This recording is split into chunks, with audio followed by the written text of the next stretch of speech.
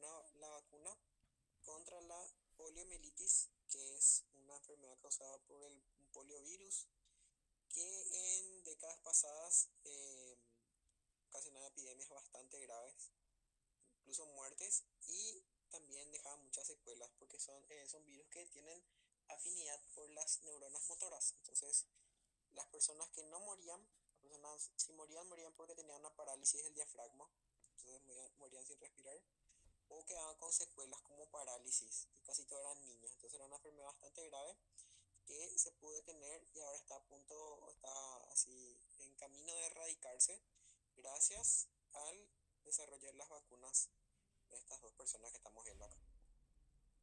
Entonces, las vacunas son formas de activar el sistema inmunológico, de avisar, y ver la imagen de ellos es lo que nos recuerda que el sistema inmunológico es lo que nos da defensa contra agentes nocivos que nos pueden ocasionar la muerte o secuelas. Julio, yo quiero aprovechar algo ahí porque hace poco vi una imagen así con esa y una imagen muy chocante al final, ¿verdad? Cuando la forma de mantenerle vivos a los pacientes con polio era metiéndoles en unas enormes máquinas de presión negativa que parecen, o sea, hacen la función inversa de un submarino. Entonces, como meterles ahí, se les colocaba a nivel del cuello una válvula de presión y todo el cuerpo iba dentro de esa máquina. Y cuando, para poder hacerles respirar, lo que se hacía es se quitaba toda la presión dentro de la máquina, eso generaba presión negativa, estiraba el abdomen del paciente, eso estiraba a su vez el diafragma y provocaba que pudieran respirar. Y eso iba otra vez para afuera. La imagen chocante es que siempre se presentan con estos dos médicos, es el hecho de poner en un estadio de fútbol lleno de esas máquinas y en eso niños dentro de esas máquinas, ¿verdad? Entonces, ahora lo importante no era eso, sino la imagen y lo que estaba acompañado de eso. La persona que dio la charla, no recuerdo quién fue, si no lo hubiera dicho, decía que si nosotros como seres humanos nos hubiéramos enfocado en el desarrollo tecnológico, ahora tendríamos tanques de presión negativa que funcionaran con el mínimo de energía, con luces LED, con pantalla de LCD touch y que pudieran tener automáticamente ajustar el volumen de acuerdo a la edad, peso y otras variables del paciente. Pero en vez de eso nosotros nos enfocamos en hacer ciencia básica, comprender cómo funciona el cuerpo, comprender la fisiología, comprender la histología de cómo está desarrollado todo el cuerpo humano, la biología en sus más recónditos rincones, y gracias a eso pudimos develar esos misterios y hacer una vacuna. Y gracias a eso no tuvimos que hacer ese desarrollo tecnológico y seguir sufriendo ese tipo de imágenes tan desgarradoras. Y a mí me llegó eso muy profundo y quería compartir nomás ahora con los alumnos, que lo que nosotros hacemos acá, que es enseñar justamente ciencias básicas, es algo muy importante, algo muy profundo, porque realmente si uno comprende bien esto, después entender la patología, lo que va mal, ya es fácil. Y una vez que uno entiende lo que va mal, ahí buscar la solución es mucho más fácil aún. Por eso estos son las bases de lo que nosotros tenemos que hacer y aprender bien para desarrollarnos como médicos. Eso no me quería colaborar porque esta imagen me gustó demasiado en ese sentido. Muchísimas gracias, Diego. Excelente realmente tu reflexión antes de empezar la clase, y que ayuda más o menos a tener una visión de lo que estamos haciendo. Muchas veces estamos así como enfocados y decididos en pasar, y nos olvidamos que a largo plazo estamos haciendo una carrera para toda nuestra vida, que hacemos eso básicamente. Muy buena reflexión. Seguimos entonces con el siguiente slide. El sistema inmunológico o inmunitario lo que hace entonces es proveer una defensa o también llamada inmunidad, ante agresores externos e internos. Los agresores externos pueden ser, por ejemplo, el poliovirus, pueden ser bacterias, pueden ser hongos, y los agentes internos pueden ser células propias que han sufrido una transformación tumoral y que empiezan a proliferar sin control, ¿sí? Las células neoplásicas del cáncer, por ejemplo. Y es un sistema complejo que está constituido por células, tejidos y órganos, ¿sí? También hay moléculas que son secretadas por las células, que son las inmunoglobulinas. Describimos estos dos tipos de inmunidad. Entonces la inmunidad o defensa propia, una inmunidad innata y una inmunidad adaptativa. La inmunidad innata es la propia que tenemos antes de conocer cualquier agente eh, nocivo fuera de nosotros, y es la que estaba, por ejemplo, por las barreras físicas de la piel, de las mucosas y por algunas células que directamente al reconocer algo extraño lo destruyen en general, por algunas células estructuras como que son fagocíticas como los macrófagos, por ejemplo. Y tenemos una inmunidad adaptativa que es un poco más compleja, más específica y que es más amplia para diferentes tipos de agresores que generalmente los llamamos antígenos extraños, que tenemos de vuelta de dos tipos: una inmunidad natural, tenemos una inmunidad pasiva, que son generalmente las inmunoglobulinas que nos pasa nuestra madre cuando estamos todavía en el útero o a través de la lactancia por la leche, y una inmunidad adaptativa natural activa que la desarrollamos nosotros tras una infección. Por ejemplo, cuando nosotros estamos resfriados de un tipo particular de cepa, de un virus de la influenza, por ejemplo, nos hacemos resistentes a ese mismo tipo. Entonces, ese mismo serotipo no nos puede afectar de vuelta. Y lo hacemos luego de habernos infectado por el agente vírico en este caso. Y una inmunidad artificial ya es que se puede dar de forma pasiva o activa también.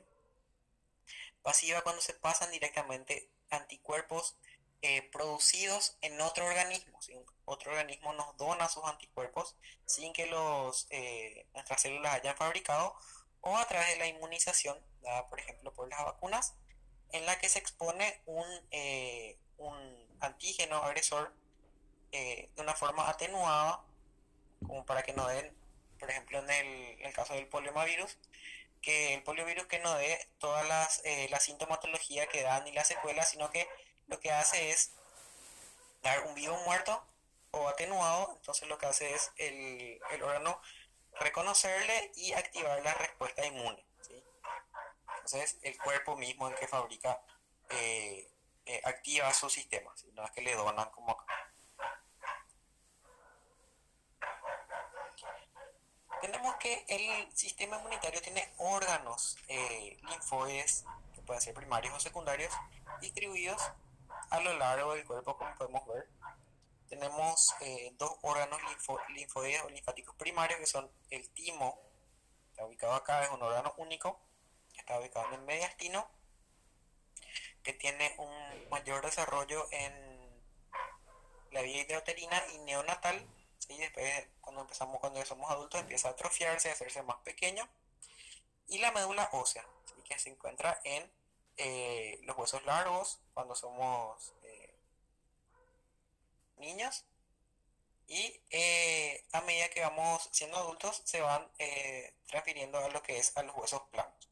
Ya habíamos visto médula ósea. Si me disculpan un ratito.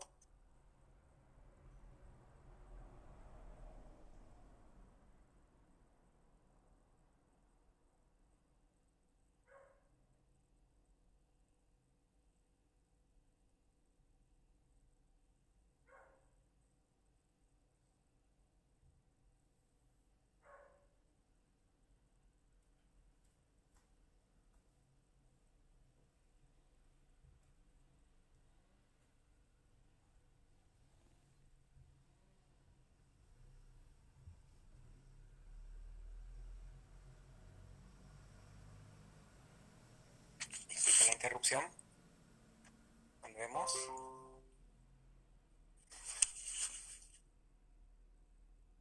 Bueno, estamos diciendo los órganos linfoides, entonces son órganos encargados de desarrollar o de capacitar a las células que son las principales del sistema inmunológico, que son los linfocitos, ¿sí? Dijimos primarios, timo y médula ósea.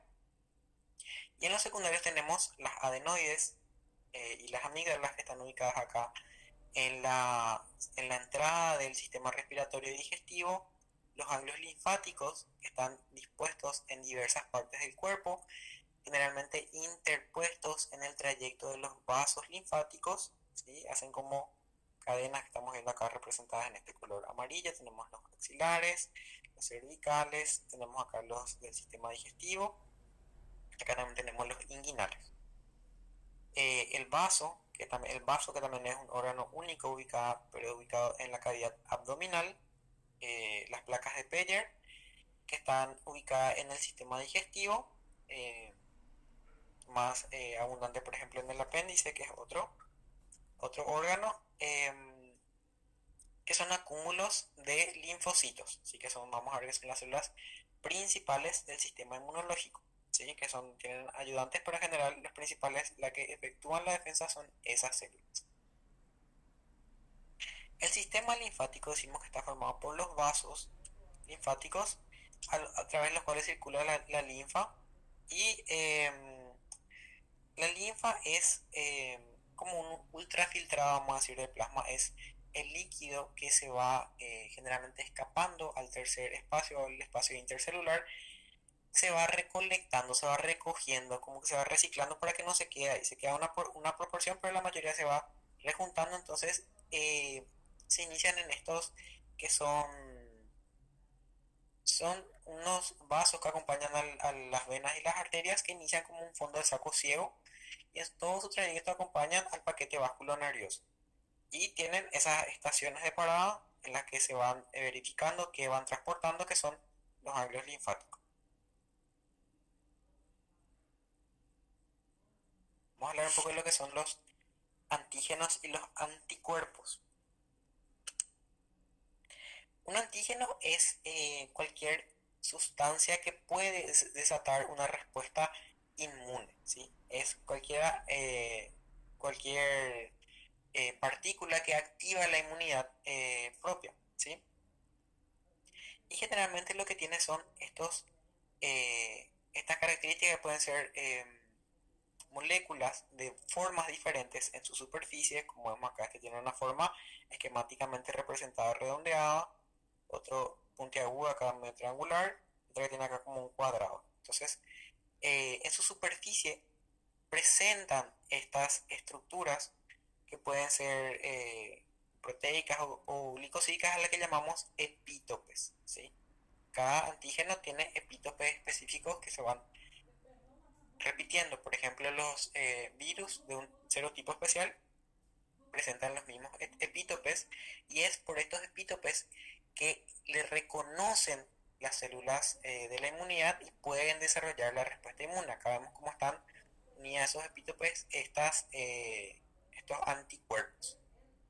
Los anticuerpos que están representados acá esquemáticamente con esta forma como de Y, que parece que tienen en uno de sus extremos una porción que le encaja directamente y específicamente a cada epítope. Si este, por ejemplo, que tiene para el cuadrado, no podría encajar en este puntiagudo, y al revés. ¿Sí? Cada uno es específico para ese epítope de ese antígeno. Ese antígeno puede ser una bacteria, un virus, un hongo o una célula tumoral transformada.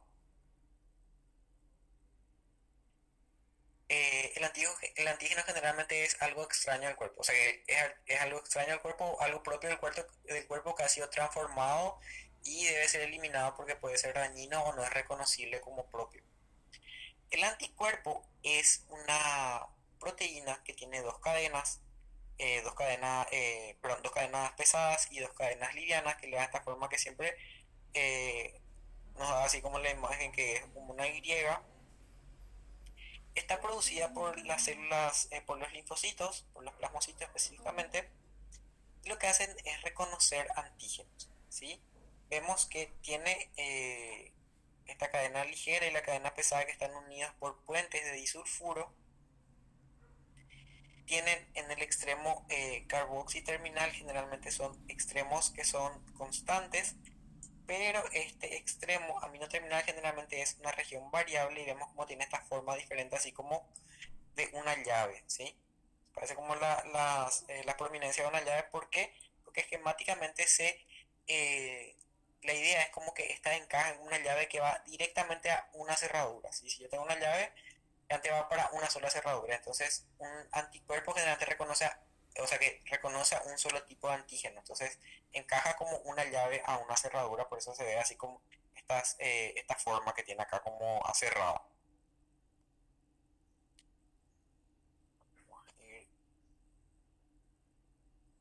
Las inmunoglobulinas humanas que estamos viendo acá, este es un resumen del libro, tienen tamaños, funciones y concentraciones en la sangre diferentes.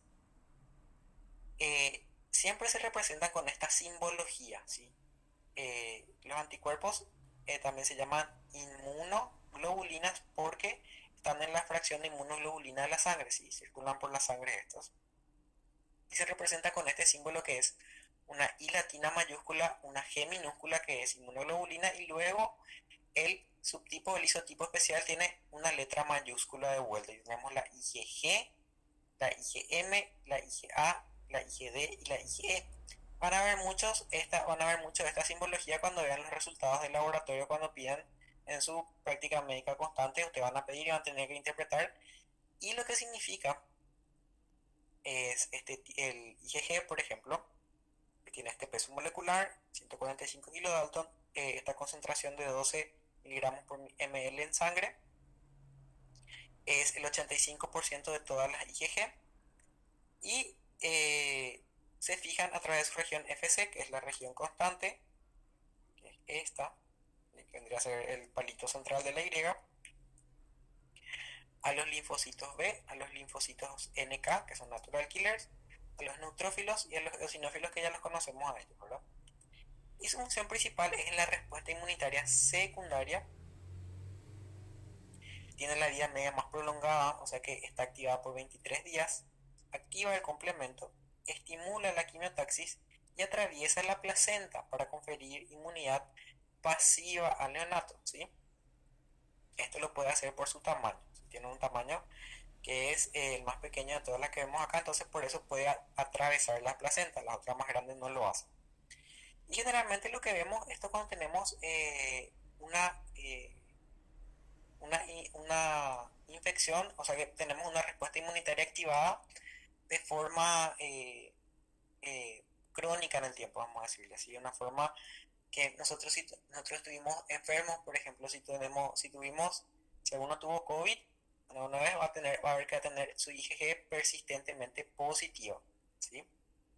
Esto persiste entonces en el tiempo. Significa que por más que yo tenga mi IgG positiva, no significa que tengo ahora COVID activo, sino que tuve y desarrollé una respuesta que me desarrolló anticuerpos. No significa que la enfermedad esté activa, ¿sí? Es como el sello de que tuve la enfermedad.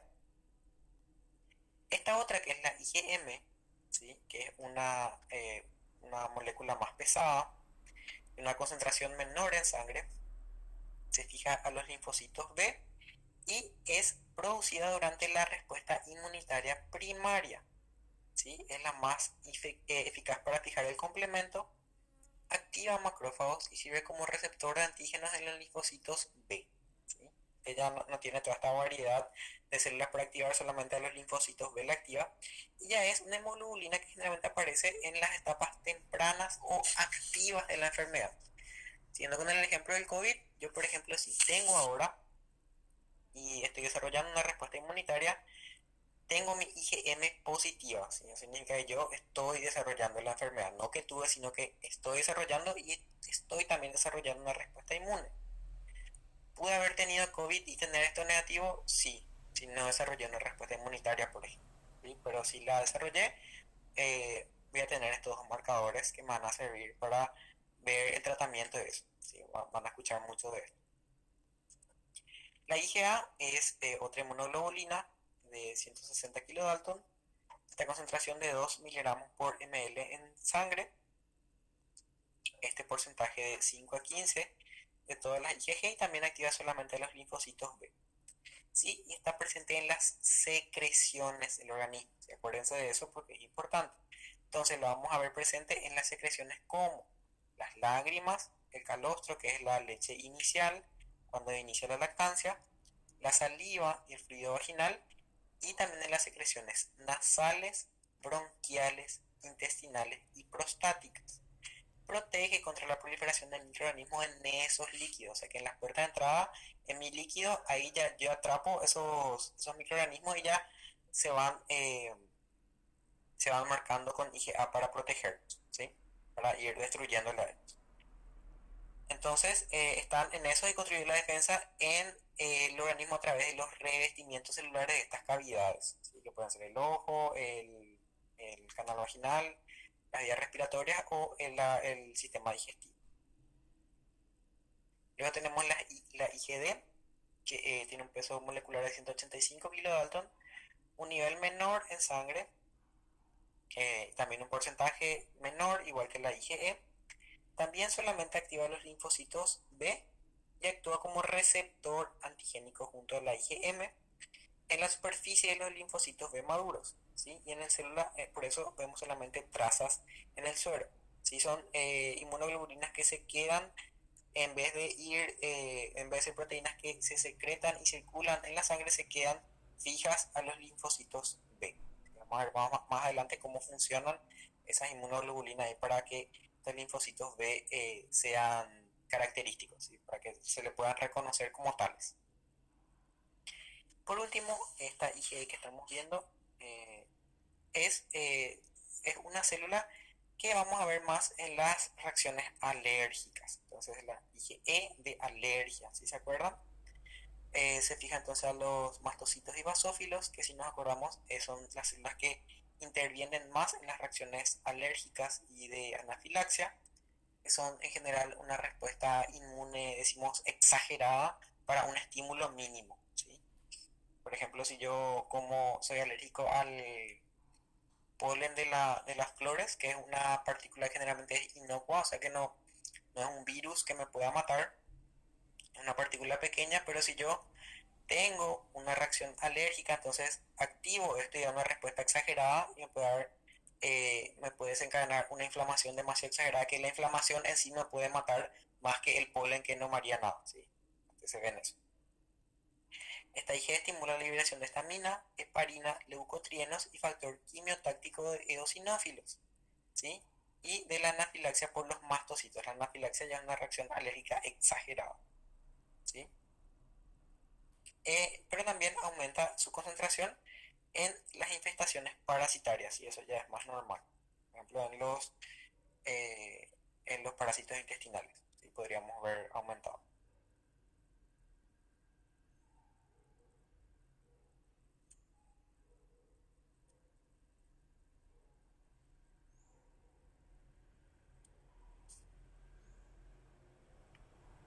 Bueno,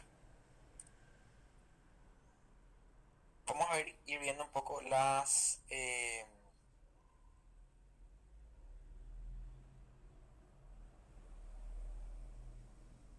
células del sistema inmunológico, ¿sí? Tenemos los principales, que son los linfocitos. Dentro de los linfocitos vamos a ir viendo lo que son los linfocitos T, CD4 y TCD8. Vamos a ir viendo por qué tienen estas letras. Esas son las que las identifican. Los TCD4, CD25 supresores, los T gamma delta, los linfocitos B y los linfocitos NK o natural killer, ¿sí? Aparte de esas células tenemos las otras como los leucocitos granulares, que hemos visto ya cuando vimos sangre, las células plasmáticas, que son linfocitos especializados en producir anticuerpos, las células presentadoras de antígenos, como los macrófagos, las células dendríticas y reticulares, que son células de sostén en los órganos linfoides, que producen, por ejemplo, fibras reticulares en los ganglios linfáticos para dar un sostén físico a los linfocitos, las células de Langerhans y las células epitelio reticulares en el timo, por ejemplo. Las células epitelio reticulares que también dan sostén físico a los linfocitos. ¿Sí? Son más, células vendría a ser más estromales que parenquimatosas. Vamos a hablar un poco. Eh, Acá estamos viendo esta imagen de las moléculas transmembranas de las células tejido linfoide. En el primero dijimos que los linfocitos son las células estrella y tienen estas estas letras y números que nos hacen reconocerlas.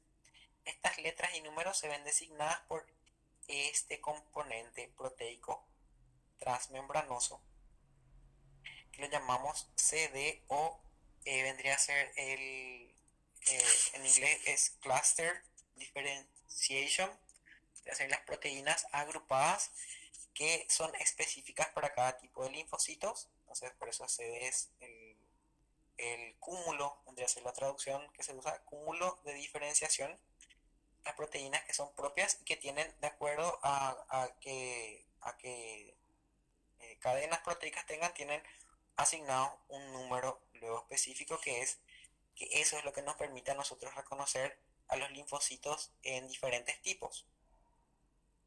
Estas proteínas transmembrana eh, no son visibles al microscopio óptico, sino que se visualizan mediante técnicas especiales de inmunohistoquímica, ¿sí? La inmunohistoquímica es una técnica especial, no es como la matoxilina y eosina que usamos de rutina, que se usa para marcar eh, moléculas específicas, ¿sí? Moléculas específicas entre las células, y solamente mediante eso podemos evidenciar estas proteínas, no la vemos con las técnicas normales. La técnica en HE solamente vamos a ver linfocitos nosotros.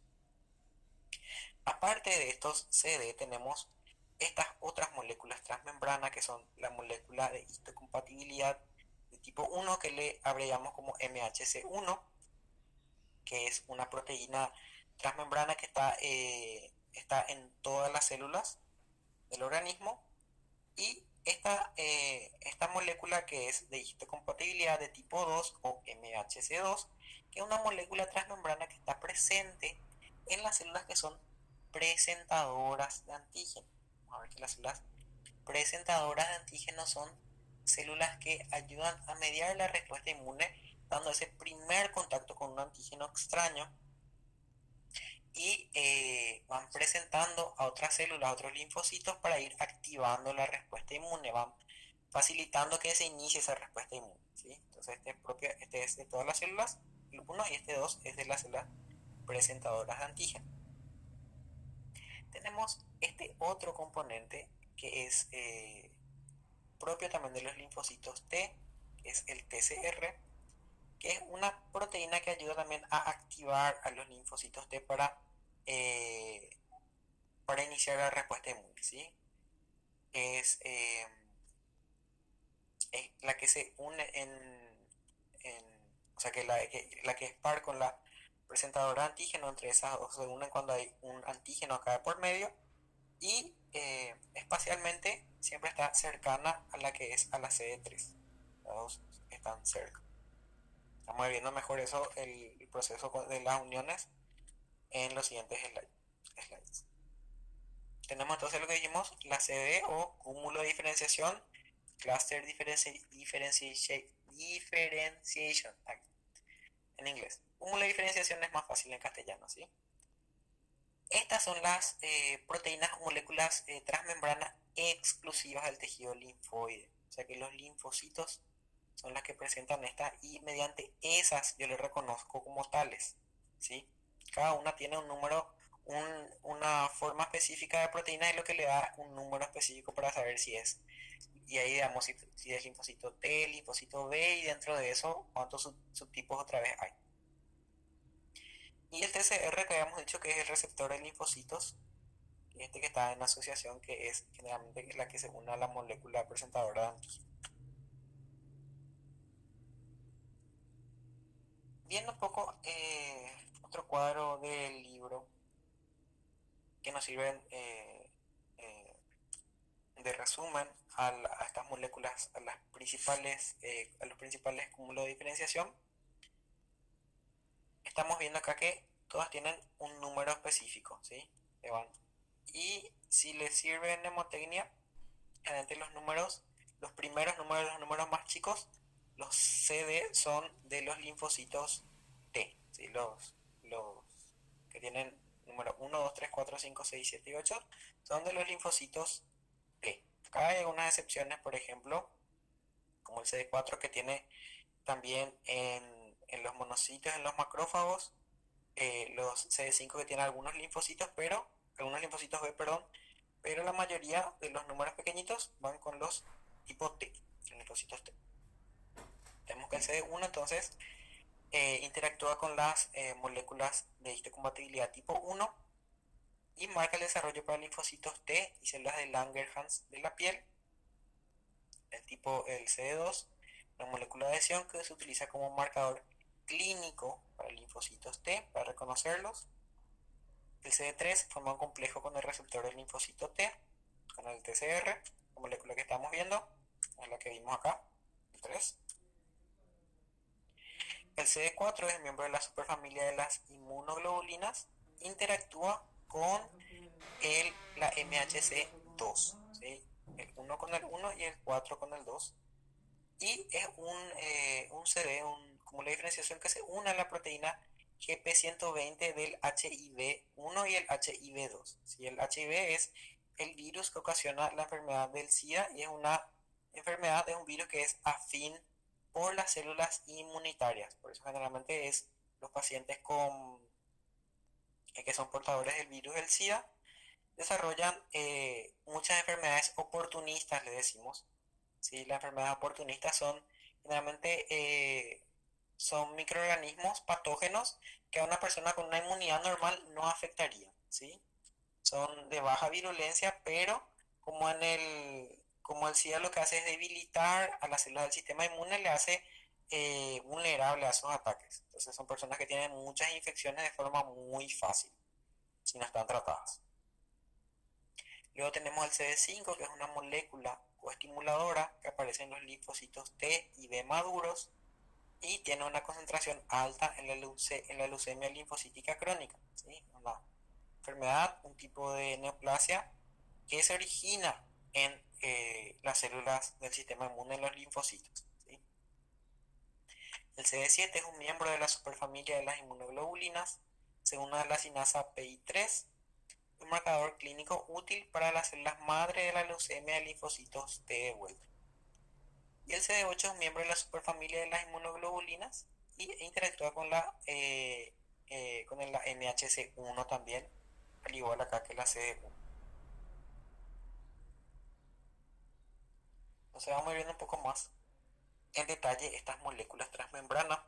El complejo mayor de histocompatibilidad que estamos viendo acá, que hay de dos tipos. En amarillo representado el tipo 1 y en rojo el tipo 2. Son glucoproteínas transmembrana codificadas por un conjunto de genes acoplados en el cromosoma 6. Están compuestas por dos cadenas peptídicas.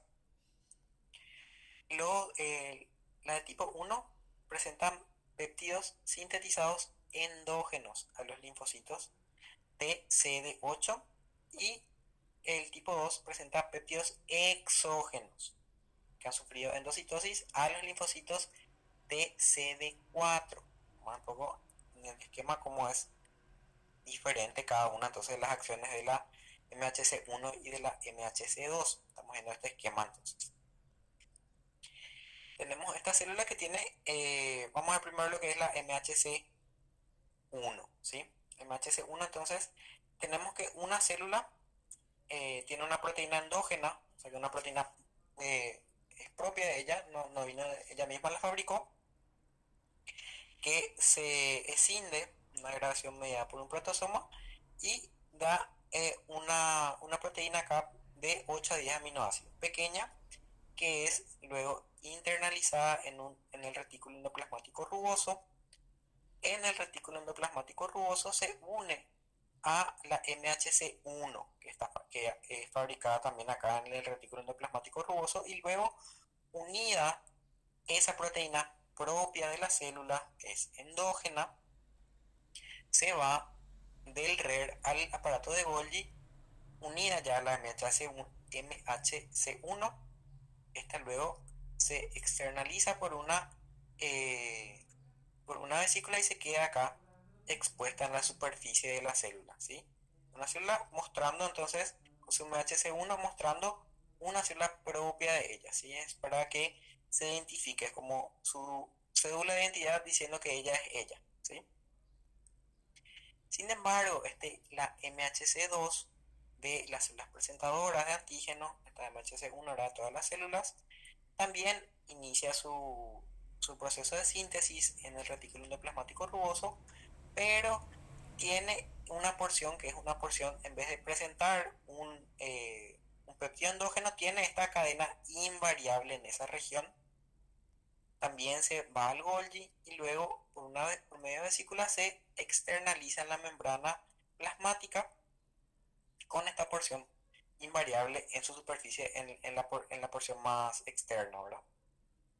Esto, cuando hay un proceso de, por ejemplo, si esto fuera un macrófago, está fagocitando acá una bacteria, ¿sí? Entonces, lo que está representado acá como antígeno exógeno, en amarillo, una vez que está fagocitando algo extraño, que antes se forma un endosoma temprano, que es una recubierta de membrana. Y en este endosoma temprano, aparte, o sea, aparte de fagocitar ese antígeno extraño, también se internaliza luego este MHC2, todavía con la cadena invariable, y en el endosoma, esta MHC2 suelta su cadena invariable para unir en esa misma porción al antígeno exógeno, ¿sí? Lo que es extraño al cuerpo, que puede ser un virus, una bacteria o algún otro antígeno dañino. Luego de eso se transforma en luego de eso, perdón, el endosoma temprano se externaliza, ¿sí? Entonces por eso, así es como se presenta el antígeno, así como una célula presentadora de antígeno. Encuentra algo extraño, lo internaliza en un endosoma, le une a la MHC2 y luego eso lo muestra en, eh, en la membrana, en su membrana plasmática al exterior. Entonces queda acá su proteína, la MHC2, presentando el antígeno, una porción de ese antígeno a las células que van a ser las que van a reconocer eso, ¿sí? Va mostrando por eso es presentador de antígeno. El resto de las partes del antígeno que no han sido usadas para eso y las MHC2 que se endocitaron y no fueron necesarias, se van luego transformando, pasando un lisosoma tardío y por medio de enzimas degradadoras en el lisosoma se van destruyendo para ir usando sus componentes, ¿sí?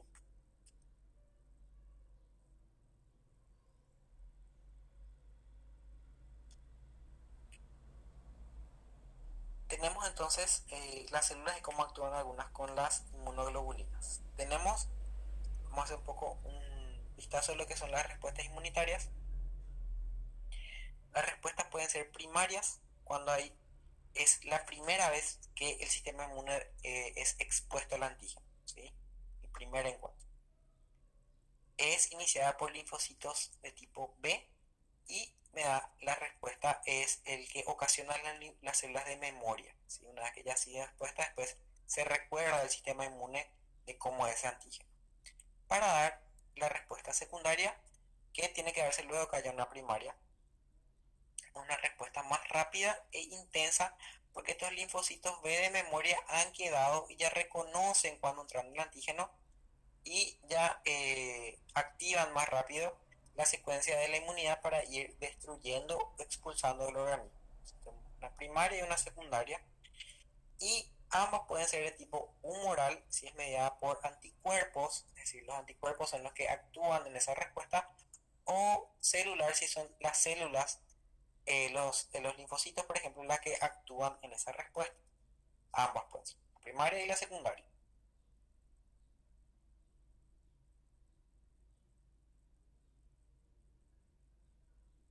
Muy bien, entonces de una las células del tejido linfoide, que pueden ser las células presentadoras de antígeno,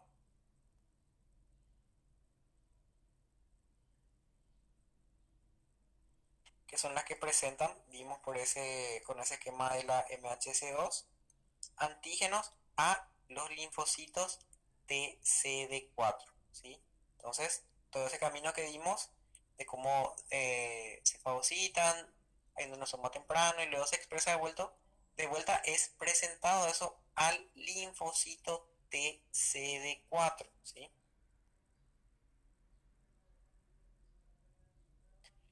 yo digo linfocito de tipo T, o sea que el linfocito T es un el linfocito eh, que proviene del timo, ¿sí? Por eso la letra T, ¿sí? El CD, como la diferenciación 4 es el propio de él, y su contraparte vendría a ser más o menos el linfocito B, que es en los órganos que son equivalentes a la bursa de otros animales, que es la médula ósea, por ejemplo.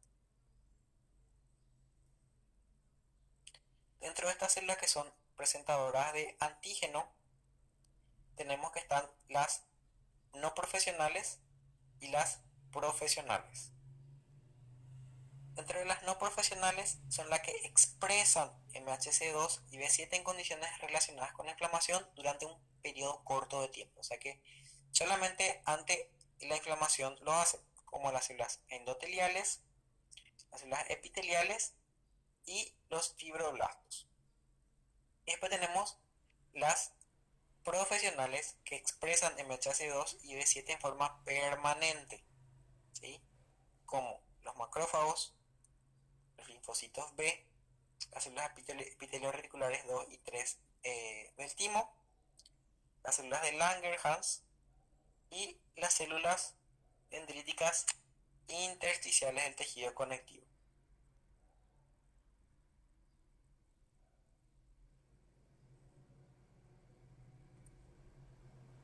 Vamos viendo un poco los linfocitos.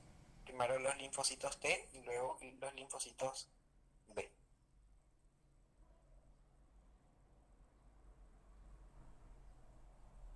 Los linfocitos T tenemos estos 6 tipos. El TCD4 helper, que es el que recibe la presentación de las células presentadoras de antígeno. El linfocito TSD8 citotóxico. El linfocito T supresor, que lo que hace es suprimir las respuestas inmunitarias. El TSD4 SD45 RA virgen. El linfocito T gamma delta. Y el TCD45 RO de memoria.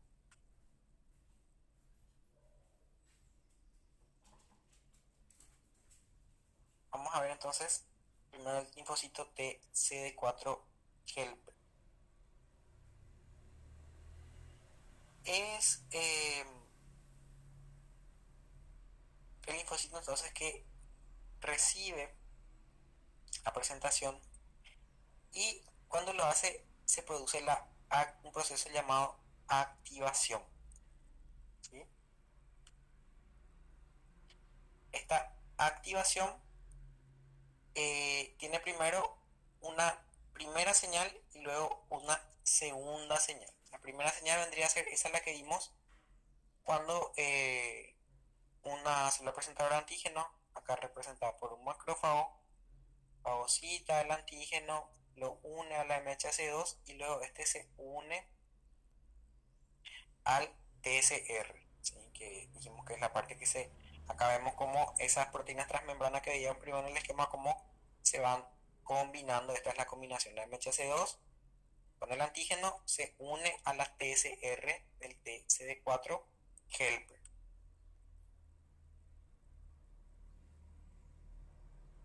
Esto inicia una primera respuesta. Primera señal, perdón. Luego, para iniciarse la respuesta debe haber otra segunda señal, que vemos acá en este esquema representado en este círculo, en el que estas otras moléculas también se van uniendo, estas moléculas transmembrana. Tenemos acá como la célula presentadora de antígeno tiene la LFA3 que se une con la CD2, el helper, la ICAM1 con la LFA1 del helper, y estas son las moléculas más importantes, estas dos, para la segunda señal y que inicie la respuesta inmunitaria, que es la proteína B7 con el CD20, el cúmulo de diferenciación CD28 del helper y el CD40 de este macrófago con el ligando de CD40 del helper, ¿sí? Entonces esto es lo que inicia la segunda señal y le llamamos moléculas coestimuladoras, si no son las que presentan el antígeno en sí, pero se activan en un segundo momento luego de que ha ocurrido esta primera señal.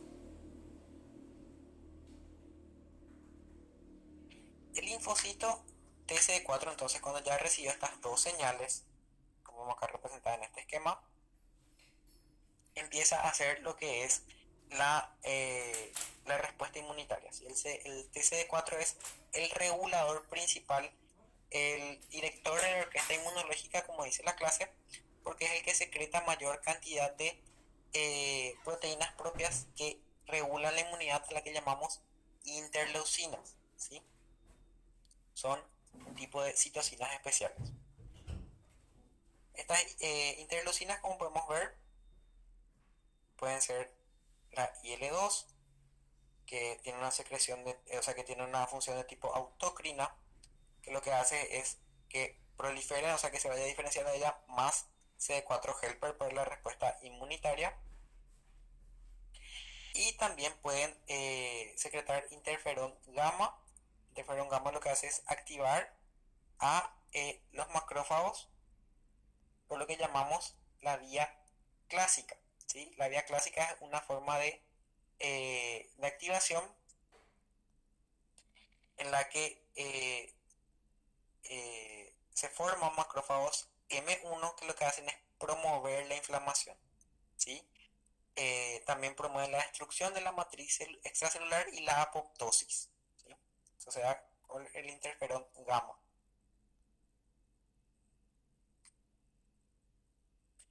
El linfocito TCD4, que es el principal de los linfocitos que vamos a ver ahora, tiene a su vez otra vez tipos diferentes de acuerdo a las interleucinas que van produciendo y las funciones que van haciendo también con eso. Tenemos entonces los linfocitos TH1 que dan una inmunidad retardada mediada por células, que vemos acá en este esquema. Este vendría a ser, este que dice TH0 vendría a ser el linfocito TCD4 helper que no ha sido expuesto, no le presentaron todavía ningún antígeno, ¿sí? Es virgen todavía de antígenos. De acuerdo a la función que a cómo va a activarse va haciendo entonces, este TH1 es uno que produce interferón gamma, que hemos dicho que activa por la vía clásica los macrófagos, y la interleucina 2. El TH2 da respuesta inmunitaria mediada por anticuerpos y produce las interleucinas 4, 10 y 13. Y la TH17, el TH17 elimina bacterias y hongos que no fueron eliminados por los otros linfocitos cooperadores y produce la interleucina 17. El TH1 generalmente se da cuando hay infecciones víricas y la TH2 cuando hay patógenos extracelulares. Pero se te puedo preguntar algo. Sí. ¿A qué se refiere hipersensibilidad? Hipersensibilidad es cuando hay una respuesta exagerada para el tipo de antígeno que yo tengo. Vendría a ser más o menos el ejemplo ese del polen. Si el polen es una partícula que no es dañina, sino es un virus que va a entrar y se va a reproducir, sino que es una pequeña partícula que lo que va a hacer es, si se queda atrapada en la mucosa, probablemente sea expulsada del cuerpo, o si se queda en el cuerpo no pasa nada. ¿Sí? Es una partícula bastante inofensiva que generalmente no hay tampoco en grandes cantidades. Pero en ciertas personas que tienen proliferación, tipo un desbalance de la respuesta inmunitaria, lo que hace es una reacción exagerada. Viste que esa activación de los macrófagos, por ejemplo, lo que hace es activar la inflamación, la destrucción de los órganos. El sistema de defensa lo que hace es destruir lo extraño, ¿sí? Y es como que inicia toda esa respuesta, toda esa cadena de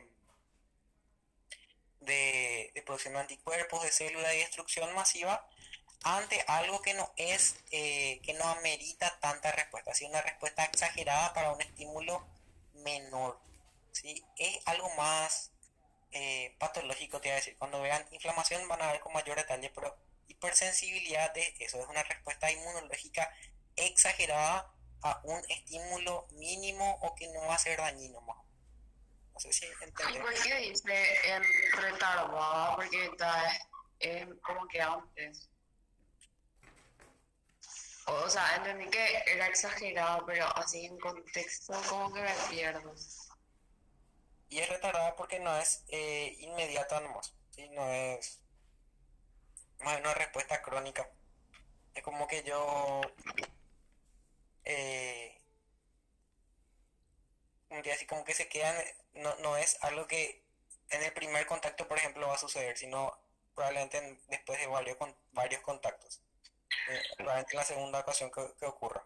Lo mismo, o sea, permiso Julio, Sí, solamente está. para poner más énfasis en lo que dijo el doctor Julio, ¿verdad? Esto es más patológico, ¿verdad? Pero básicamente podemos diferenciar dos tipos de hipersensibilidad.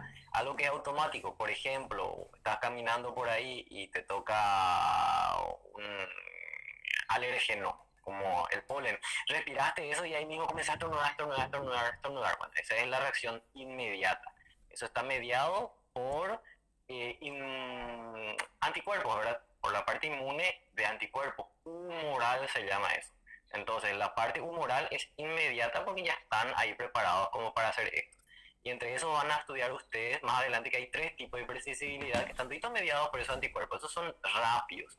Pero después hay uno que está mediado por las propias células. Y esa es la que dice ahí hipersensibilidad retardada mediada por células.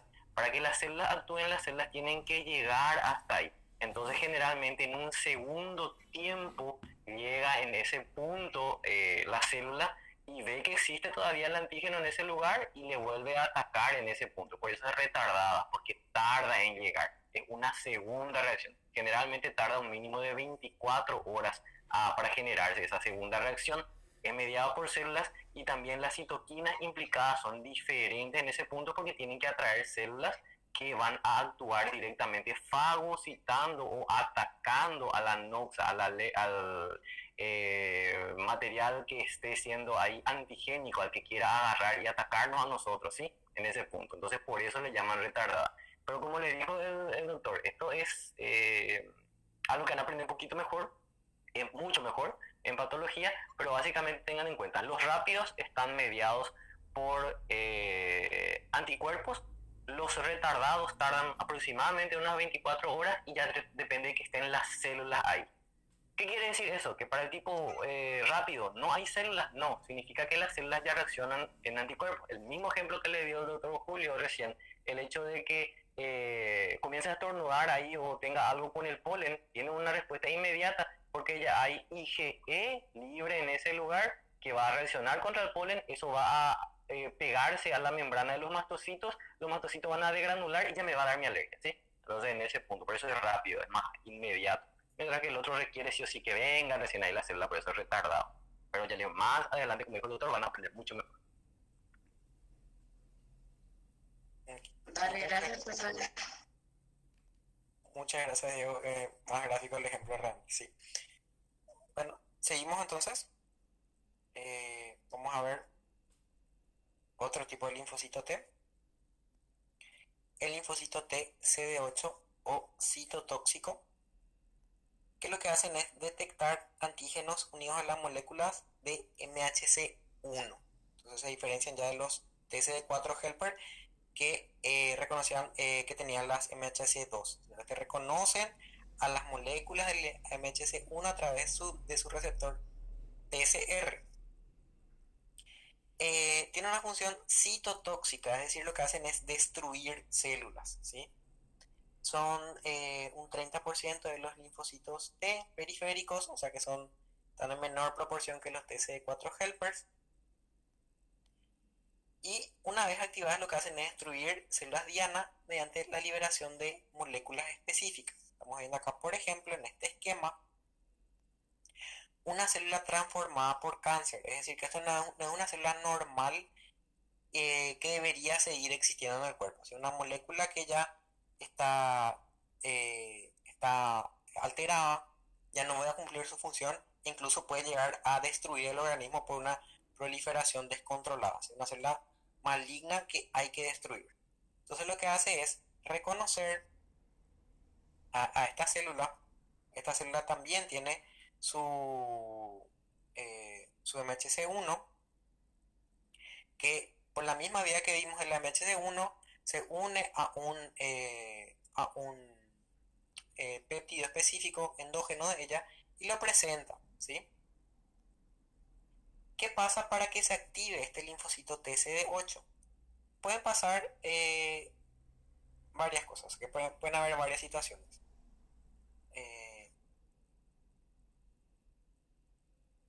Eh, una de las situaciones es que este péptido lo reconozca como no propio, es decir, este antígeno es un antígeno endógeno de la célula, pero no lo reconoce como normal, porque generalmente estas células, como tienen el ADN averiado, no fabrican como deberían fabricar sus proteínas, y ante la glicosidación suele ser diferente, entonces se reconoce como ajeno o maligno transformado. Entonces se une esto al TCR por una primera señal, al igual que esta es la primera señal, al igual que con el TCD4 helper. Después hay una segunda señal, al igual de vuelta, una molécula coestimuladora, que acá vemos que es el CD28 con el B7 de la célula del cáncer. Cuando se activa eso, lo que ocurre es que esta célula le lanza proteínas como las perforinas y las granzimas, que lo que hacen es producir la apoptosis de la célula, o sea que hace que se autodestruya esta célula porque está transformada de forma maligna o aberrante. Acá vemos cómo ocurre, por ejemplo, tenemos el mismo ejemplo, este es la célula presentadora de antígeno, macrófago acá, con el TCD4 que es la idea que ya vimos. El macrófago acá también tiene el MHC1 y presenta en este caso, es diferente al que estamos viendo de la célula cancerígena o transformada, que presentaba un antígeno endógeno. Acá también lo presenta un antígeno exógeno, no, perdón, endógeno también. La misma activación y lo que hace es, este es un antígeno endógeno, pero de las células tumorales, ¿sí? Lo que hace es activar al CD8, que lo que hace es producir estas granzimas, también llamadas fragmentinas, y las perforinas que se van uniendo a estas células, que pueden ser tumorales o también que han sido infectadas por algún virus. Entonces lo que hacen es inducir un proceso de apoptosis, por eso se destruyen, por eso le decimos citotóxicas.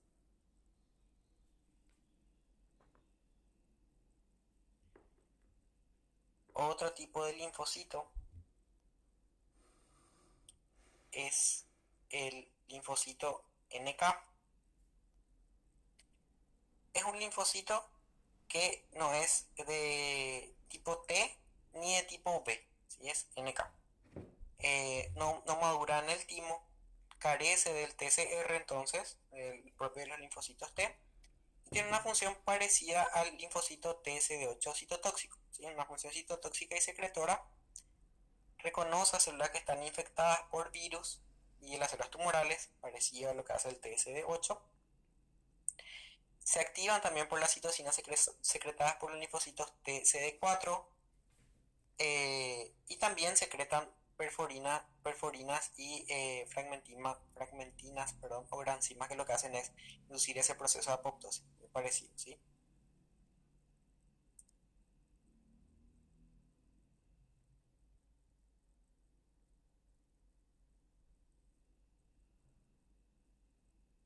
También estas células pueden ser activadas por anticuerpos, por el mismo efecto. En vez de que se le presente, puede ir activándose por los anticuerpos.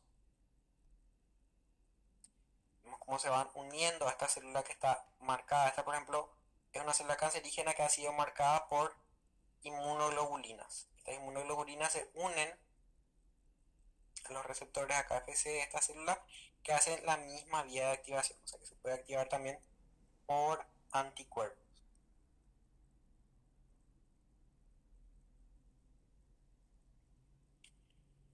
Un linfocito T, entonces, lo que hace es, perdón, un linfocito NK, natural killer, lo que hace es ir generalmente uniéndose a lo que es a las porciones MHC1 de los diferentes tipos de células. Si una célula es normal,